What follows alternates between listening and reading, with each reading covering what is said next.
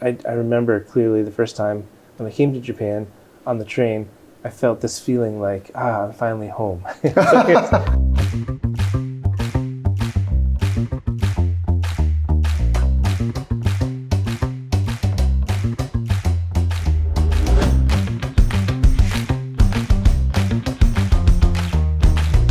My name is Justin Leach, and my job is anime.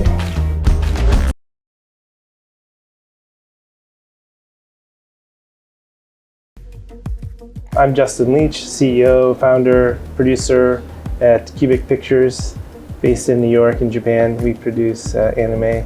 I'm here for the festival and happy to be able to spend time with Sakurai-san, who's been a great friend over the years and colleague. In 1998, I was an animator on a short film that won Academy Award. It was called Bunny, directed by Chris Wedge. And I used that as an excuse to go to Japan because I had always wanted to go to Japan. And so I organized this trip with some coworkers at Blue Sky Studios.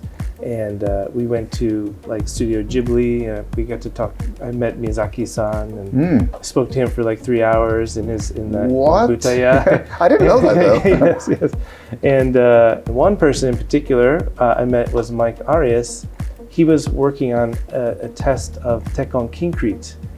And I was like, oh my gosh, who is this guy? He's like living in Japan and I want to do that.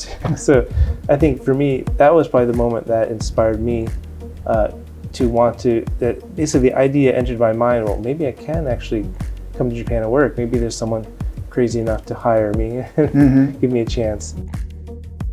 Ghost in the Shell 2 Innocence was my first project and I was a CG creator. So I had to do everything from modeling, rigging, animation, lighting, compositing, which is very different than it is in the States. When I was at Blue Sky, I was just an animator or just a rigger. You would do one job and that was it.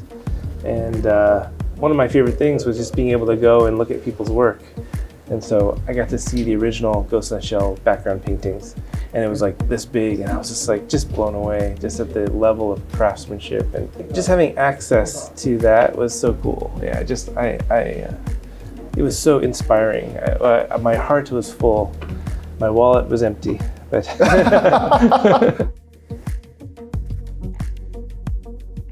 I think we met in LA or something after I joined Netflix or something. And I was working on a short film, which I hired Takeuchi-san to do some designs for. Oh, yes, that's right. And then I wasn't really I didn't have the intention of pitching anything to you. I was just showing you my short film that I'm working on. And you were like, you know what, would you be interested in pitching something? I was like, really? Yeah, Eden is an interesting story. On Eden, for example, we had a hard time finding a studio that would be willing to make it. Even though we had Netflix willing to make it, we still needed a production studio I had like 3 months basically to figure it out because otherwise the project wouldn't have gone through.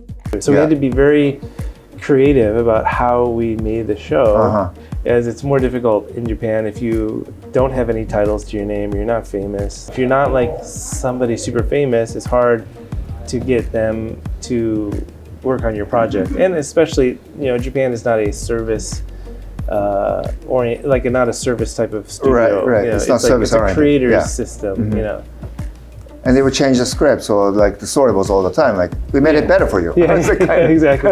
It's like, and I learned one other thing I learned that was really interesting is that, in the West, the story development process is very iterative and open and direct, and like people change things at that stage. Okay, that sequence isn't working. Let's go back to the drawing board and change it, or let's does this play right?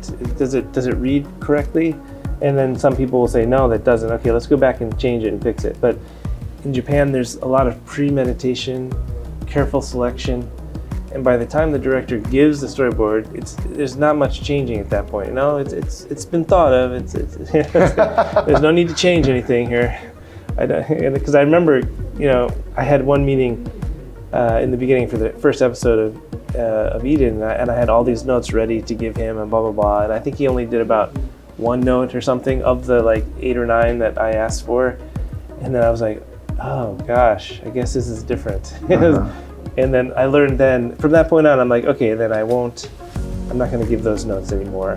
Because I also think it's important to embrace and respect how Japan works. And so I never tried to impose my way of working with them. So I allowed them, okay, so my thinking was, okay, well, let's do it the way everyone's used to. And I'll do my best. I'll still give notes, but I'll still work in the way that Japan is used to working.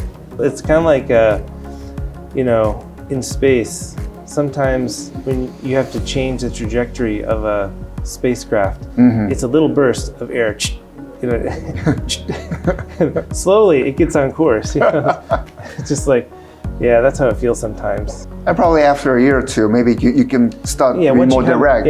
Once you have more experience and credibility, then they want to hear what you have to say.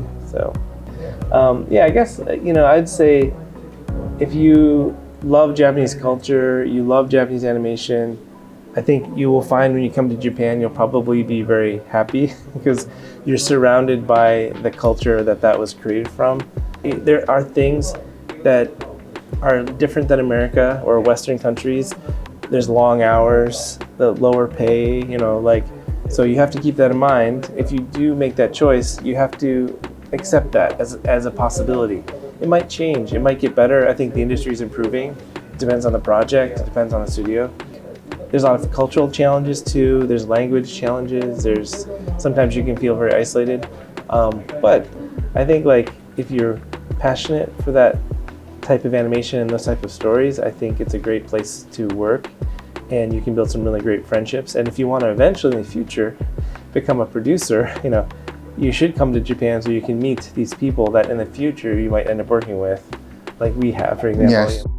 I think it's also changing now. I've noticed so many foreigners are working here now. I think now it's easier than ever if that's your passion, but it's different, and there's challenges to it. But I think it's good to embrace the culture, accept the culture, and observe, and don't, I think it's good to just go in and observe and watch. That was always my way at IG, was I wasn't there to share my Western ways, just to watch and learn and just observe. If you were able to go back in time, and would you choose this path of coming to Japan again? Yes, absolutely, without a doubt.